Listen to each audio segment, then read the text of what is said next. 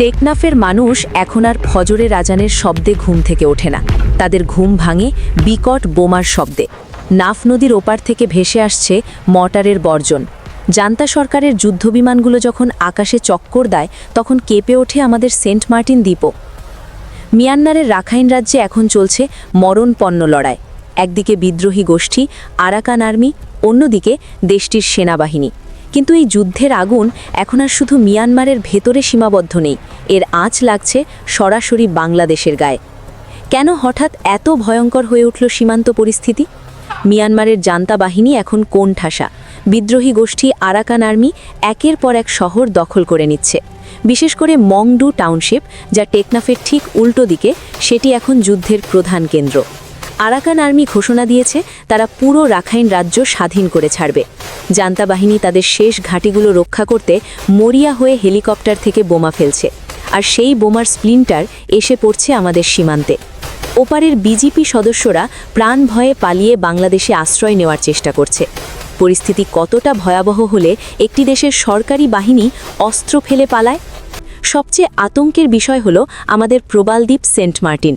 টেকনাফ থেকে Saint Martin যাওয়ার পথে ট্রলার লক্ষ্য করে গুলি ছড়া হয়েছে। দ্বীপের মানুষ খাদ্যের সংকটে পড়ার শঙ্কায় আছে।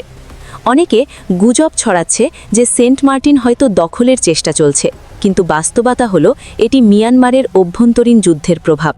তবুও গুলি যখন আমাদের জলসীমায় এসে পড়ে তখন তার অভ্যন্তরীণ থাকে না। দ্বীপের বাসিন্দারা বলছেন, আমরা আতঙ্কে আছি, যে কোনো সময় বড় কিছু ঘটতে পারে। তবে বাংলাদেশও চুপ নেই। বর্ডার গার্ড বাংলাদেশ বা বিজিবি এখন সর্বোচ্চ সতর্কাবস্থায় বা হাই অ্যালার্টে আছে। সীমান্তে ভারী মেশিনগান এবং মর্টার মোতায়েন করা হয়েছে।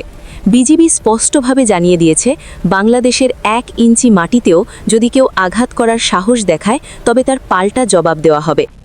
নাফ নদীতে বিজিবির স্পিডবোটগুলো দিন-রাত টহল দিচ্ছে। আমাদের সেনাবাহিনীও পরিস্থিতির ওপর কড়া নজর রাখছে। এটা 1971 সাল নয়, এটা 2024 সালের বাংলাদেশ। আমাদের সার্বভৌমত্ব রক্ষা করতে আমরা পুরোপুরি প্রস্তুত। রাখাইনের এই যুদ্ধ সহসাই থামবে বলে মনে হচ্ছে না। যদি আরাকান আর্মি পুরো রাখাইন দখল করে নেয় তবে বাংলাদেশের সাথে তাদের সম্পর্ক কেমন হবে?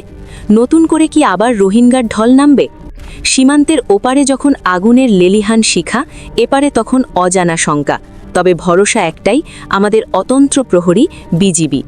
পরিস্থিতি কোন দিকে মোড় নেয় তা জানতে চোখ রাখুন আমাদের চ্যানেলে।